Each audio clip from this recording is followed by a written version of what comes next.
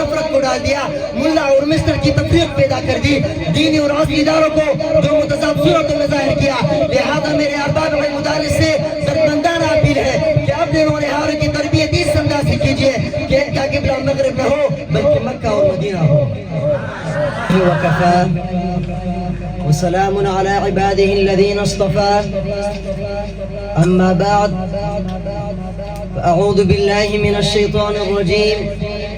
بسم الله الرحمن الرحيم قل هل يستوي الذين يعلمون والذين لا يعلمون صدق الله العظيم۔ اپنے مرکز سے ہٹو گے تو دور نکل جاؤ گے، اپنے مرکز سے ہٹو گے تو دور نکل جاؤ گے، خاک ہو جاؤ گے، افسانوں میں کھو جاؤ گے۔ اپنے ہی مٹی پہ چلنے کا سلیقہ سیکھو، اپنے ہی مٹی پہ چلنے کا سلیقہ سیکھو، سنگ مرمر پہ چلو گے تو پھسل جاؤ گے۔ سامعین محترم، آج کی اس بارونق محفل میں مجھے جس موضوع پر گفتگو کرنے کا موقع ملا ہے وہ ہے عصری اور دینی اداروں میں دوریاں کیوں۔ سامعین محترم، اس موضوع کی حقیقت کو سمجھنے کے لیے ہمیں کچھ وقت ماضی کی جانب لوٹنا ہوگا۔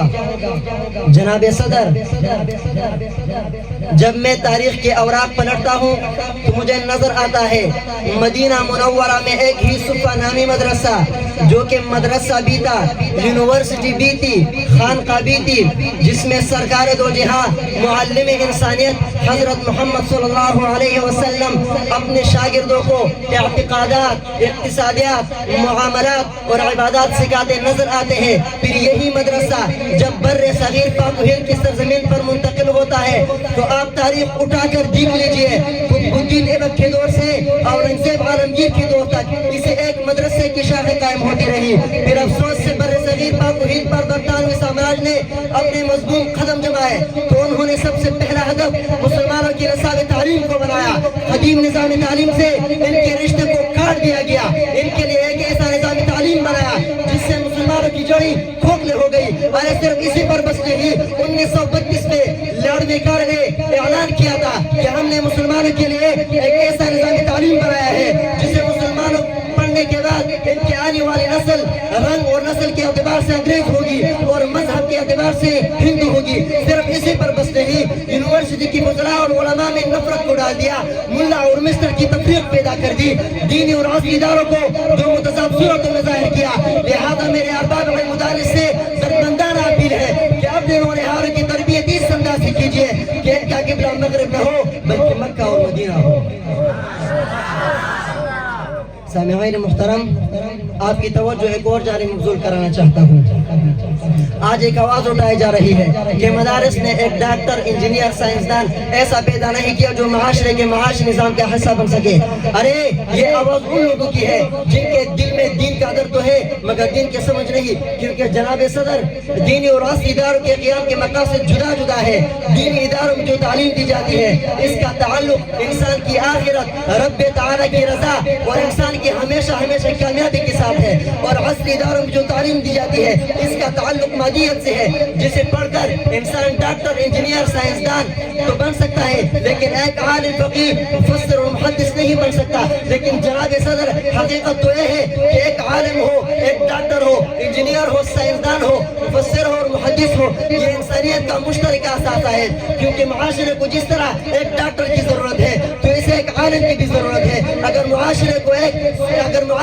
انجینئر کی ضرورت ہے تو اسے ایک صوفی کی بھی ضرورت ہے۔ اگر معاشرے کو ایک ماہر اقتصادیات کی ضرورت ہے تو اسے ایک ماہر معاملات کی بھی ضرورت ہے۔ اگر معاشرے کو ایک فوجی کی ضرورت ہے جو اس کی سرحدات کی حفاظت کر سکے تو اسے ایک مناظر عالم کی بھی ضرورت ہے جو اس کی نظریات کی حفاظت کر سکے۔ غرض دونوں کی مل جل سے معاشرے کی ضرورت پوری ہوتی ہے۔ تو پھر صدر جی وقار مجھے کہنا دیجئے، رشتہ در و دیوار تیرا بھی ہے میرا بھی،